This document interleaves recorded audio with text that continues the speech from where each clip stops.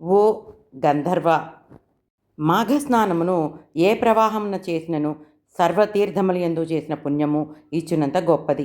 ఏ జాతి వారికైనాను అనంత పుణ్యమును ఇచ్చును. నీ అదృష్టవశమున ఇది మాఘమాస ప్రారంభము కావున నీ భార్యతో పాటు ప్రతిదినము ప్రాతకాలమున మాఘస్నానమును ఇష్టదేవతా పూజను అచ్చటనున్న నదిలో చేయుము అని భృగు మహర్షి ఆ గంధర్వునకు చెప్పెను.